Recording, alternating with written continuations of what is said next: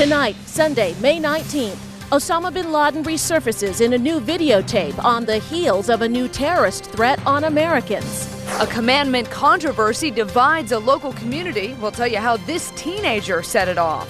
Plus, oh my God, that's it. It's the smoking gun. Did an Army cover-up put lives in danger in this local community? Stunning new information as we return to Death Valley. Fox 5 News at 10 starts now.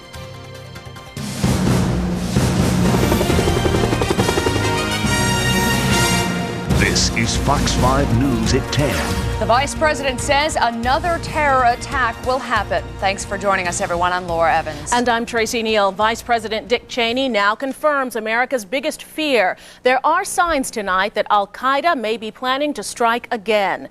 Cheney says it's almost a certainty. His only questions: where and when. Fox 5's Noel Tucker is live at the White House with more. Noel. No specifics, just a lot of talk tonight, Tracy. One official calls it chatter, intercepted discussions of suspected terrorists talking about an attack even deadlier than the September 11th attacks. And while U.S. intelligence officials are trying to get more information about this, the FBI now has this vague warning: if you live in an apartment, be on the lookout for suspicious activity. On Fox News Sunday, a chilling confirmation from the Vice President. That the prospects of a future attack on the U.S. are almost a certainty. It could happen tomorrow, it could happen next week, it could happen next year. But they will keep trying, and we have to be prepared. But while the U.S. is more prepared now than ever, the FBI has new information that terrorists could be aiming for something mostly unguarded: our homes. The FBI has intercepted al-Qaeda discussions about moving into apartment complexes, then setting off explosives. There are no other details, and the plan is uncorroborated. The FBI says it's notified field offices and counterterrorism units, as well as real estate agencies and rental companies. In California and Texas, residents have been getting warning letters from their landlords. It was surprising to see this, to think that the terrorists might think about apartment buildings. In the D.C. area, we contacted dozens of complexes and found none had been notified of the threat. Some residents are upset. It makes me feel a little insecure, I would definitely want a warning. Others are frankly unconcerned. It's such a generalized warning that, looking around, there's so many apartment buildings that it's hard to warn every single one. I think you can be a little bit more aware, but aside from that, there's not much they can do, I don't think. If they don't really know what's going on, they don't have a good handle of what's going on, don't say anything. It's not worth the panic that drives, and it's not worth people getting their whole daily lives all put up. It's the topic of a lot of debate in Washington, how the administration handles the information it gets about terrorists.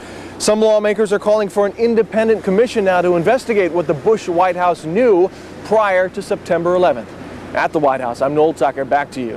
All right, thanks so much, Noel. Vice President Cheney says the White House is cooperating with a joint investigation by the House and Senate Intelligence Committees. He, however, opposes an independent inquiry because he says it could compromise national security. Laura?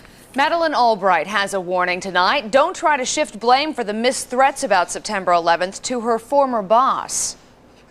I'm not into the blame game, and I was very disturbed when one of the first ideas that came out of the Bush administration was that it was Clinton's fault. So I am not into blame. I am into looking for solutions for the future.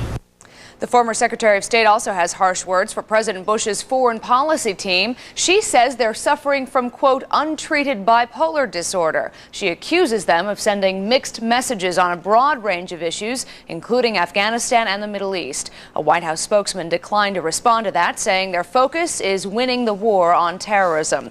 And is this proof that accused terror mastermind Osama bin Laden is still alive? A British newspaper released this video of bin Laden today. The Sunday Times says it's impossible to know when the tape was made, but the Pakistani operative who handed it over claims it was taped back in March. On the video, bin Laden says that any country siding with Israel is a target for terror. A U.S. Special Forces soldier has been killed in eastern Afghanistan. His unit came under heavy fire near Bagram. His name at this point is being withheld until his family can be notified. Small teams of specially trained U.S. forces are operating throughout eastern Afghanistan, monitoring al-Qaeda movements. Meantime, two Israeli 2 Israelis are dead tonight, killed in a suicide bombing at a crowded market. At least 50 others were injured when that bomb went off. It happened in the coastal town of Netanya this morning. The Palestinian bomber was wearing an Israeli army uniform, which allowed him to slip unnoticed into a produce market. The Israeli army was warned beforehand, but couldn't stop that man in time. That town has been targeted now 11 times in the past 2 years. Hours after the attack, Israeli tanks rolled into parts of Ramallah, where Yasser Arafat's headquarters are located. They have since withdrawn.